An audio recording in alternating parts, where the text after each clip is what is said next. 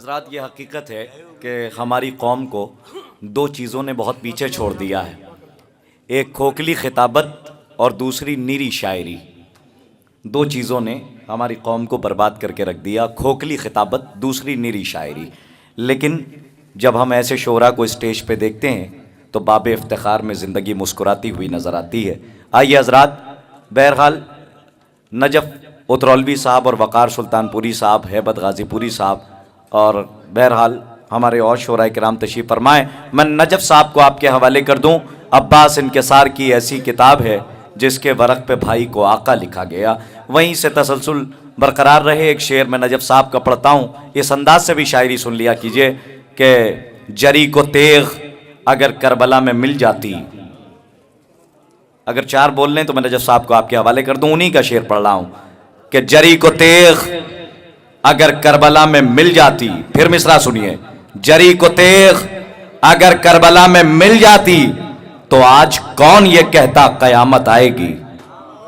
جری کو تیغ اگر کربلا میں مل جاتی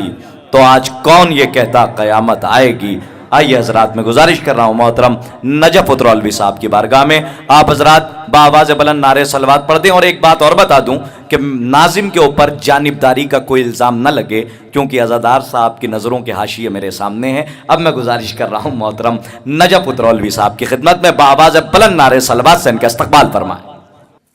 قبل شبیر کوئی مارکا ایسا کب تھا۔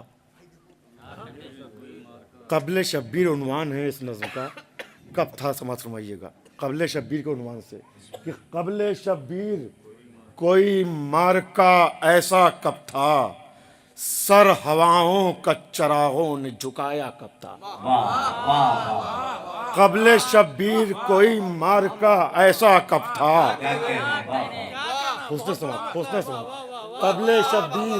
کوئی مارکا ایسا کب تھا، سر ہواؤں کا چراغوں نے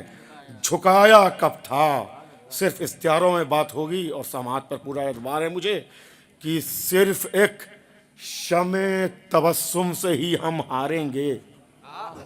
صرف ایک شمع تبسم سے ہی ہم ہاریں گے، شب کے پرہول اندھیروں نے یہ سوچا کب تھا۔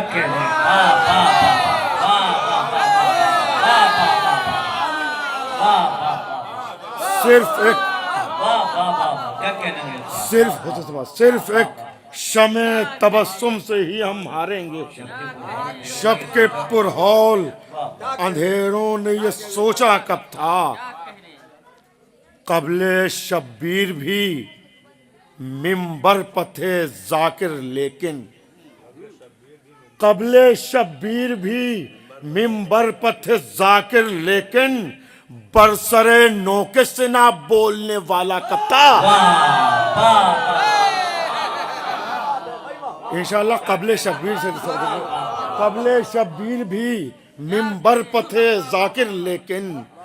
برسرے نوکے سے نہ بولنے والا کب تھا۔ اب یہاں سے چند اشعار آخر میں حاضر کر رہا ہوں، یہ مربوط ہیں، دو چاروں مصرع مربوط ہیں کہ قبل شبیر بھی منبر پر تھے ذاکر لیکن، برسرے نوکے سے نہ بولنے والا کب تھا۔ تو کب ہوا شاہ سے پہلے تہے خنجر سجدہ، کب ہوا شاہ سے پہلے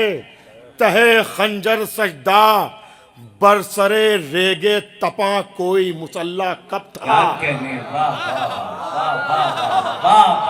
کب ہوا شاہ سے پہلے،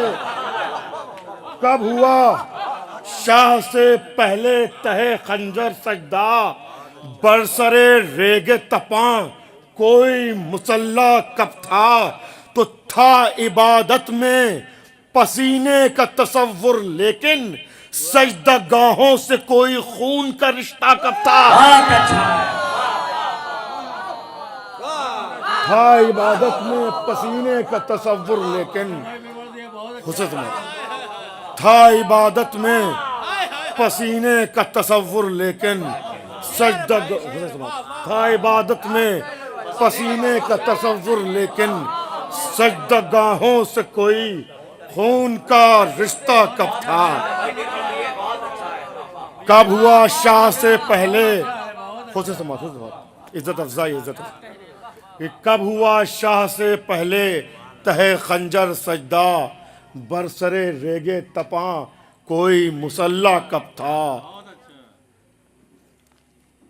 کب ہوا شاہ سے پہلے تہے خنجر سجدہ اور سرے ریگے تپاں کوئی مسلح کب تھا عبادت میں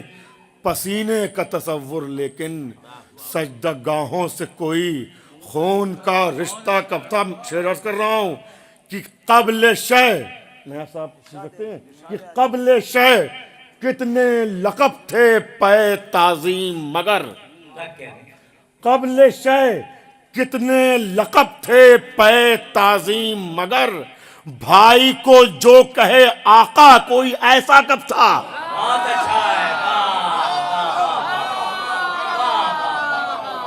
قبل شے کتنے لقب تھے،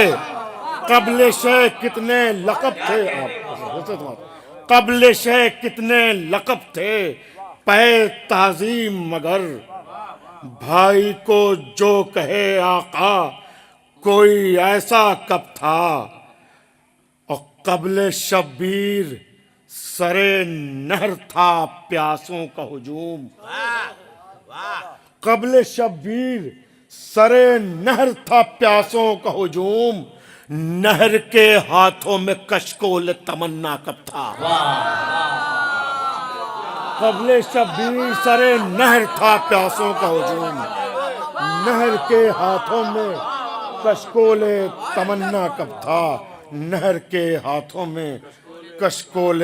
تمنا کب تھا، قبل شبیر کوئی مارکا ایسا کب تھا، سر ہواؤں کا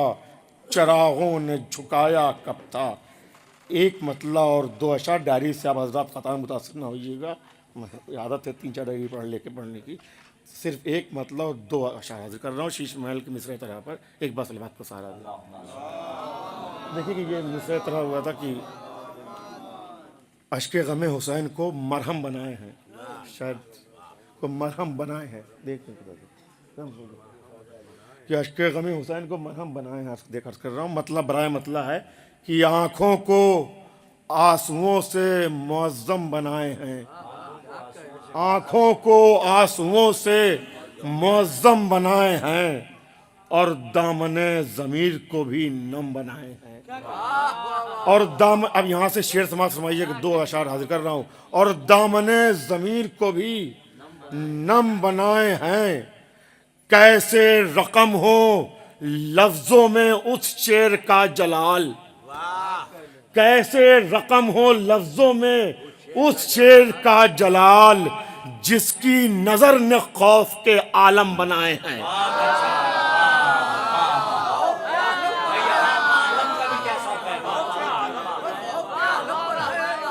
کیسے رقم ہو لفظوں میں اس شعر کا جلال جس کی نظر نے خوف کے عالم بنائے ہیں۔ اب یہاں سے 2 اشعار بطور خاص حاضر کر رہا ہوں، شاید میرے لیے مطلب مجھے بہت حوصلہ دیا، یہ شعر کہنے کے بعد مجھے بہت حوصلہ ملا کہ جس کی نظر نے خوف کے عالم بنائے ہیں، جس کی نظر نے خوف کے عالم بنائے ہیں، عباس تیری تشنا دہانی کی یاد میں، عباس تیری تشنا دہانی کی یاد میں دریاؤں نے کنارے بہت نم بنائے ہیں، عباس تیری تشنا دہانی کی یاد میں دریاؤں نے کنارے بہت نم بنائے ہیں، عباس تیری تشنا دہانی کی یاد میں دریاؤں نے کنارے بہت نم بنائے ہیں۔ آخری شعر زحمت تمام کی، دریاؤں نے کنارے بہت نم بنائے ہیں کہ اے اسپِ باوفا تیری رفتار مرحبا، اے اسپِ باوفا تیری رفتار مرحبا، تو نے زمیں پر نقش قدم کم بنائے ہیں،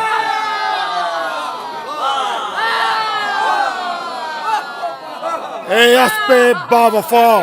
تیری رفتار مرحبا، اے اسب باوفا، اے اسب باوفا تیری رفتار مرحبا، اے اسب باوفا تیری رفتار مرحبا، تو نے زمیں پر نقش قدم کم بنائے ہیں، تو نے زمیں پر نقش قدم کم بنائے ہیں، عباس تیری تشنا دہانی کی یاد میں دریاؤں نے کنارے بہت نم بنائے ہیں۔